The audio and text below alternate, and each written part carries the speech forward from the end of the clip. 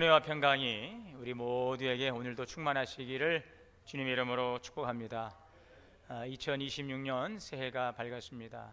올 한 해 동안도 여러분들이 소망하고 간절히 기도하는 일들이 하나님의 뜻 안에서 잘 이루어짐으로 그 일들이 하나님께는 영광이 되고 우리에게는 또 기쁨이 되고 또 많은 사람들에게도 보여질 때 좀 칭찬이 될 수 있는 선한 열매들을 많이 맺어가는 귀한 한 해가 되시기를 바랍니다. 사실 내일 일은 알 수 없습니다. 우리가 오늘 올 한 해 이제 어떤 일들이 또 일어날지 기대되는 부분도 있고 또 염려되는 부분도 있겠지만 하나님께서는 우리의 모든 삶을 주장하시고 인도하시기 때문에 우리는 하나님을 신뢰하고 있습니다. 너희를 향한 나의 생각을 내가 하나니 재앙이 아니라 생명과 평안이니라. 이 한 해 동안도 하나님께서 우리에게 생명의 길로 인도하시고 또 평안의 축복을 주실 줄 믿습니다. 그러므로 우리가 다 알지 못하지만 주님을 신뢰하시고 또 주님께서 우리에게 마음의 감동을 주실 때에는 그 말씀 앞에 묵묵히 순종하면서 한 걸음 한 걸음 걸어가면 당장에는 이해가 되지 않아도 당장에는 뭔가 손에 쥐어지지 않아도 그 길은 하나님께서 다 예비하시고 인도하시는 길이기 때문에 모든 것이 합력해서 선을 이룰 줄 믿습니다. 이 한 해 동안 살아가면서 우리가 주님의 뜻을 다 알지는 못하지만 어떻게 하는 것이 하나님께서 기뻐할 일일까? 어떻게 하는 것이 하나님 보시기에 참 선하고 아름다운 일일까? 라는 생각만 하시면서 우리가 집중하면 우리 영적인 눈도 더 활짝 열어지게 될 줄 믿습니다. 올 한 해 하나님께서 우리 동원교회에 또 나가야 될 신앙의 목표를 정해 주셨습니다.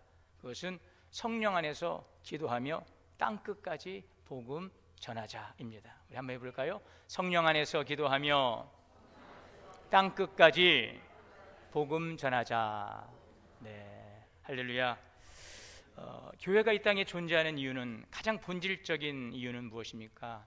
그것은 바로 생명을 살리기 위해서 교회가 이 땅에 존재하는 것입니다. 이것이 바로 교회의 본질이며 교회론의 출발이죠. 그래서 교회가 선교 지향적인 교회가 되어야 한다라는 것 또한 그 선교 안에는 바로 생명을 살리는 일이 바로 여기에 담아져 있습니다. 교회가 이 땅에 존재하는 이유 바로 생명을 살리는 선교적 공동체로서 그렇습니다.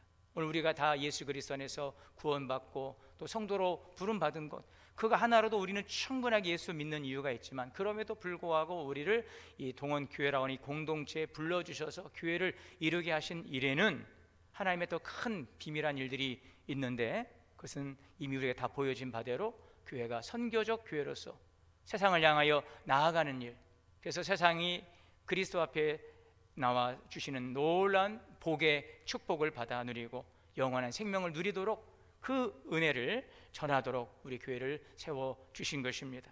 그래서 예수님께서는 이 귀한 사명을 우리에게 말씀하시면서 승천하실 때 이렇게 말씀하셨어요.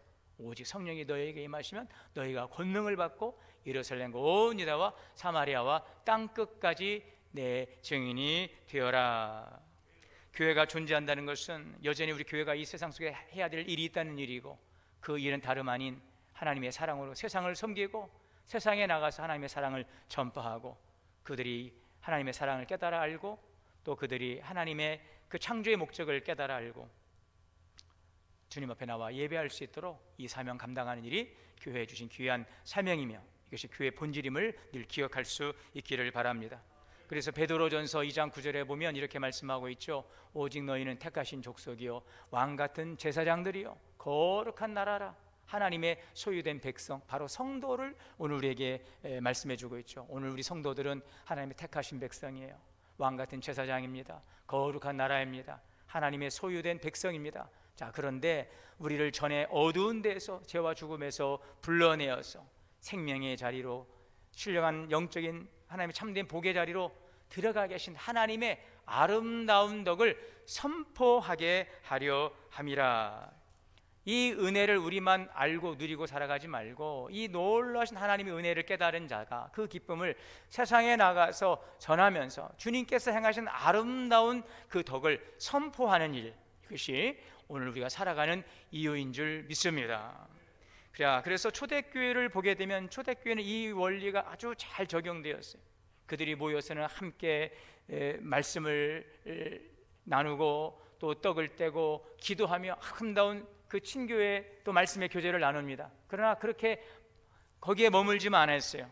세상에 나가서 복음을 전하는 것입니다. 이 교회가 여기에 존재하는 것은 우리들만을 위한 교회가 되어서는 안 돼요. 그래서 우리 교회는 영적인 부흥과 또 내적인 부흥을 이루지만 외적인 부흥은 무엇입니까? 우리 한 사람 한 사람이 하나님과 신령한 복의 관계를 이루어가는 것, 또 교회 안에서 서로 사랑하고 화목하고 서로 위하며 위로하며 세워가는 가족 공동체를 세워가는 것, 이것이 하나님께서 기뻐하는 일이지만 이러한 일들이 교회 우리끼리만이 아니라 이 좋은 예수님을 나가 세상에 전함으로 그들 또한 하나님의 사랑 안에 참여할 수 있도록 바로 외적인 부흥을 이뤄가는 것이 우리 교회임을 기억하시기를 바랍니다. 지난 한 해 동안 우리가 보면은 좀 이 일들에 좀 소홀하지 않았나 하는 생각이 들어요. 이 놀라우신 참 귀하신 하나님의 사랑을 우리가 누리면서도 우리만 즐기고 우리만 알고 우리 안에서만 머물지 않았는가. 2026년도에는 이 좋으신 예수님을 세상 모든 이에게도 증거할 수 있기를 바랍니다. 오직 성령이 너에게 임하시면 너희가 권능을 받고 예루살렘과 온 유대와 사마리아 땅끝까지 이르러 복음 증거하라고 그랬어요. 여러분, 땅끝이 어디일까요? 땅끝이 어디일까요?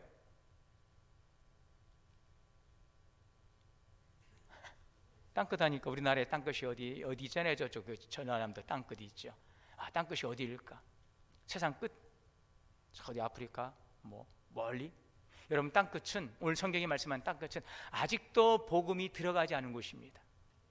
아직도 그 복음의 소식을 듣지 못한 곳입니다. 아직도 복음의 소식을 들었으나 깨닫지 못하고 듣지만 믿지 못하고 아직 그 복음의 구원의 은총에 참여하지 않은 곳이 땅끝입니다. 그래서 땅끝은 우리의 가정에서도 땅끝이 있어요. 여러분의 일터에도 땅끝이 있어요. 여러분 또한 이 직장에도 또 우리나라에도 또 세계 열방에도 들었으나 깨닫지 못하고 들었으나 믿지 못하고 아직도 구원의 복음에 참여하지 않은, 아직도 하나님이 주신 하늘의 신령한 영적인 복, 영원한 생명의 그 은총을 알지 못하고 살아가고 있는 이들 속에 바로 복음이 들어가야 될 것입니다. 오늘 여러분 가정의 땅끝은 어디입니까? 여러분이 속한 그 공동체, 일터, 직장의 땅끝은 어디입니까? 우리 교회가 또 나가야 될 그 땅끝이 있습니다. 여러분, 땅끝까지 가서 복음을 전하시기를 바랍니다. 거기에만 머물지 마시고 가정에만 머물지 마시고 땅끝에 나가서 이 좋은 예수님을 전할 수 있기를 바랍니다. 어떤 분이 그랬어요. 그분을 통해서 전도받은 분이 대뜸 하는 말이 참 당신 나쁘다고. 아니 무슨 이야기입니까? 내가 이렇게 당신을 사랑해서 이렇게 교회까지 인도했는데 왜 나를 나쁘다고 합니까? 그러면 사실 말씀이 이렇게 좋은 예수님을 이제 나한테 전해가지고 날 믿게 했냐고 그러더랍니다. 그러니까 또 그분이 하는 말씀이 내가 예전에 그렇게 이야기해도 안 듣더니 이제 와서 믿고서 무슨 말씀하시는 거냐고 그러더라는 거죠. 여러분, 복음은 생명입니다. 기쁨입니다. 아멘 하시는 분들에게 큰 은혜가 그냥 있으면 좋겠습니다. 믿습니까? 여러분, 땅끝까지 복음 전하시기를 바랍니다. 복음은 언제나 한 자리에 머물지 않습니다. 복음은 생명이 있기 때문에 자꾸 나가는 것입니다. 자꾸 나가는 것입니다. 모든 민족을 향해 흘러가는 것입니다. 그래서 가정에서 시작하여서 지역으로 넓어지고 열방을 향해 하나님께서 아브라함의 복을 주시면서 너로 말미암아 천하 만민이 복을 받으리라 그랬어요. 오늘 우리를 통해서 복이 흘러가기를 원합니다. 여러분들을 통해서 가정이 복을 받고 자녀가 복을 받고 여러분의 일터가 복을 받고 계속하겠습니다. 여러분이 속한 모든 이들이 복되시기를 바랍니다.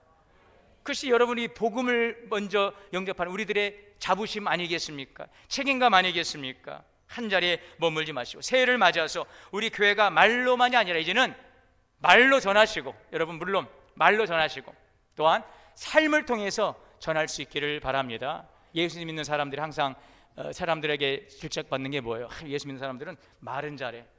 여러분, 그런데 말을 잘하십시오. 그리고 말로만 전하지 마십시오. 삶으로 보이시기를 바랍니다. 눈으로 보이지 않는 하나님을 어떻게 우리가 보일 수 있습니까? 우리는 이미 믿었기 때문에 당연하게 여기지만 세상 분들은 여러분 그것을 이해할 수 없잖아요. 그걸 어떻게 보일 수 있어요? 하나님을 어떻게 보일 수 있습니까? 오늘 저와 여러분을 통해서 하나님을 보여야 되는 것이에요. 교회가 오늘 세상 속에서 손가락질 받는 이유는 교회가 하나님을 증거하고 하나님을 보여줘야 되는데 세상과 똑같기 때문에 세상 사람들은 복음을 받아들이지 않는 경향들이 있어요. 물론 사단의 집요한 전략도 있겠지만 그러나 우리의 책임도 있습니다. 보이지 않는 하나님을 오늘 저와 여러분을 통해 보일 수 있기를 바랍니다. 여러분, 하나님이 살아계심을 오늘 우리를 통해 하나님이 어디에 있어? 라고 물었다면 보여줘봐 라고 할 때에 제가 바로 하나님이 살아계신 증거입니다 라는 그 고백만 있다면 우린 여러분 전하지 않고서는 견딜 수 없어서 우린 복음을 전하게 될 것입니다.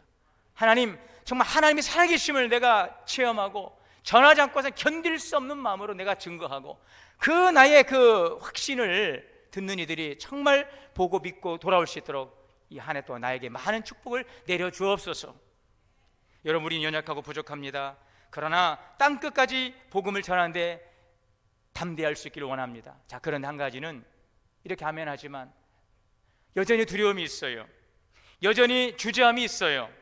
그래서 우리에게 놀라운 선물을 약속해 주신 것입니다. 그것이 바로 성령께서 우리와 함께 하심을 믿습니다. 성령께서 주시는 힘으로 감당할 수가 있어요. 자, 오늘 말씀도 그래요. 땅끝까지 내 증인들 하시면서 그냥 세상으로 내보내지 않으셨어요. 오직 성령이 너에게 임하시면 너희가 권능을 받고 그러고 나가는 거예요. 땅끝까지 복음을 전하는 사명 중요합니다. 그러나 두려움이 있어요. 주저함이 있어요. 그래서 우리에게 주님께서 선물을 하나 주셨는데 성령이 너에게 임하시면 너희가 권능을 받아 내 증인이 되리라. 여러분, 왜 우리에게 성령의 권능이 필요할까요? 이미 우리에게는 성령을 주셨어요. 성령을 보내주셨어요. 다 여러분들 안에는 성령님이 내주하시고 계세요. 성령이 내 안에 계시기 때문에 여러분들 오늘 이곳에 와서 예배드리며 아멘 할 수 있는 거죠. 그러나 성령의 권능을 받는다는 것은 좀 더 다른 차원이에요. 땅끝까지 복음을 증거하기 위해서는 성령 받은 것으로만 안 돼요. 왜요? 아멘 하지만 우리는 두려움이 있고 주저함이 있는데 그것을 이룰 수 있고 실행할 수 있는 힘은 바로 성령의 충만함인 것입니다. 그래서 우리는 모두가 다 성령의 권능을 받아야 돼요. 복음을 전하는 사명이 어느 한 사람의 사명이 아니듯이 우리 모두의 책임인 것처럼 그 책임을 감당하기 위해서 그러므로 우리에게는 성령의 능력이 필요한 것입니다. 성령의 권능을 받으십시오. 예수님의 제자들도 우리와 마찬가지였어요.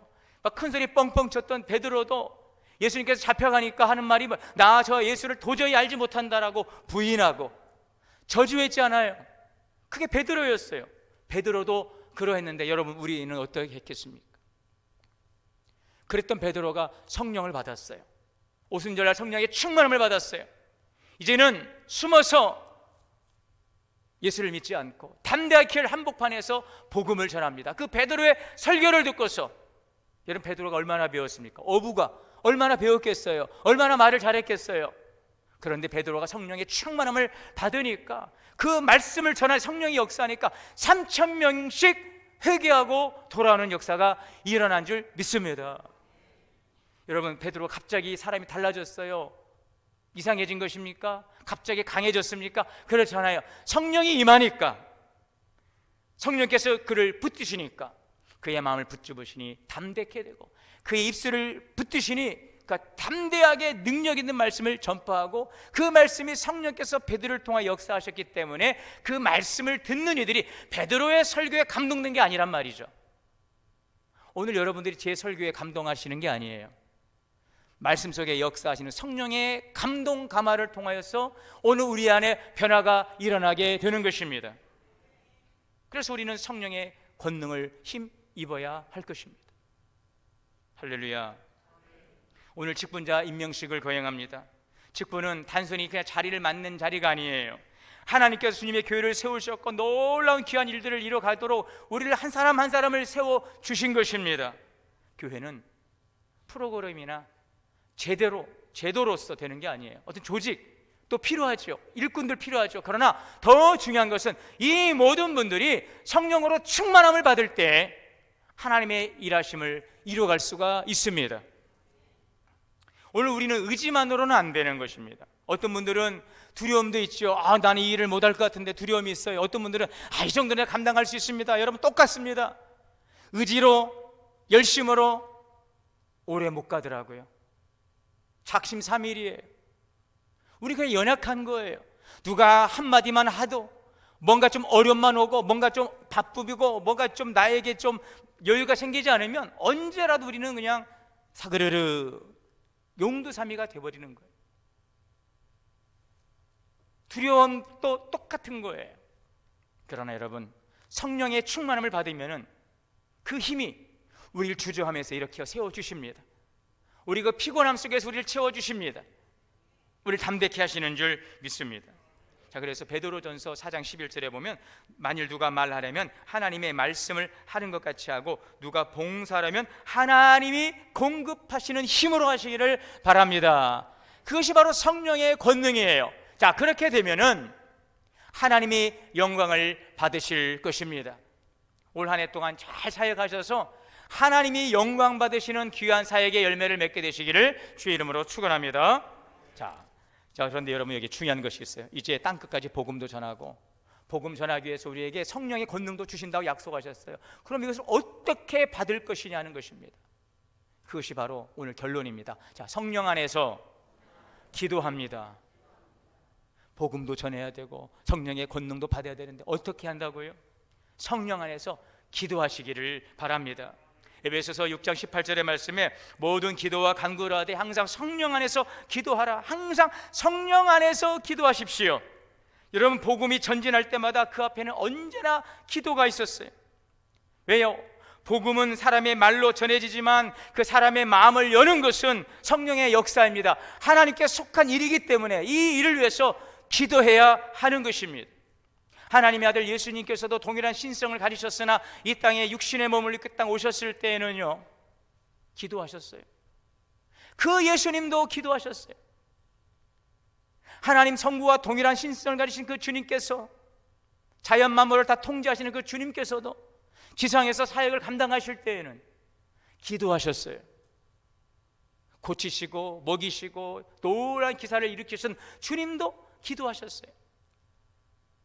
사역을 시작하실 때 40일 금식 기도하시고 새벽마다 기도하시고 저녁에도 기도하시고 마지막 십자가상에 달리시기 전날 밤 겟세마네 동산에서도 기도하시고 십자가상에서 마지막 운명하실 때도 기도하셨던 주님이신데, 그러면서도 주님은요, 아버지 할 수만 있으면 이 잔을 내게서 거두옵소서라고 했던 그 주님인데, 그랬던 예수님도 고뇌의 밤을 지나면서 이 잔을 거두어 달라고 기도했던 주님인데, 우린 도대체 무슨 배짱으로 기도하지 않으면서 복음을 전하고, 무슨 배짱으로 직분을 감당하고 기도하지 않으면서, 기도는 해야 되는 걸 알고 있어요. 기도해야 된다라고 외치고 있습니다. 그런데 정작 당사자는 기도하지 않아요. 여러분, 예수님도 한 사역을 다, 모든 생애를, 공생의 사역을 기도로 승부를 거셨는데 오늘 우리가 무슨 능력으로 기도하지 않을 수 있겠습니까? 오직 기도 외에는 이런 유가 나갈 수 없느니라. 저는 그래서 올 한 해 동안 우리 교회가 더욱더 기도하는 교회가 되기를 원하고, 새벽 기도에 기도하십시오. 여러분, 금요 기도에 기도하십시오. 기도해야 가정도 살고 심령도 사는 거예요. 왜 시험이 오고 왜 어려움이 오고 왜 내 인생이 고달플까요? 우리 믿는 사람들은 영적인 원리를 알아야 돼요. 오늘 장로님의 기도처럼 우리가 원리와 말씀을 따라 살면 다 되게 되어 있어요. 기도하지 않으면 아무런 일도 일어나지 않습니다. 기도 안 해도 되던데요, 그것은 주님과 상관없는 일일 수 있습니다. 기도해도 안 되던데요, 그러나 여러분 실망하지 마십시오. 기도하면 하나님이 역사하십니다. 기도하십시오. 올 한 해 제가 중보기도대를 만들어서 교육하고 중보기도대를 운영할 거예요. 정말 기도하는 분들을 세워서 교회를 위해 기도할 것입니다. 더 중요한 이 시기에, 정말 중요한 이 시기에 끼어 더 기도해야 할 것입니다. 하나님의 역사가 강력할수록 사단의 방해책동 또한 강력하다는 것을 우리는 기억해야 할 것입니다. 그래서 여러분, 염려하는 시간에 기도하시기 바랍니다. 염려하는 사람이 교회를 사랑하는 사람이 아니에요. 걱정하는 사람이 교회를 사랑하는 사람이 아니에요. 기도하는 사람이 교회를 사랑하는 사람인 것입니다. 기도하는 사람이 하나님의 일꾼입니다. 여러분, 성령 충만 받으셔서 땅끝까지 복음 증거하는 우리 성도들 되실 수 있게 되시기를 바랍니다. 사도행전 4장 31절입니다.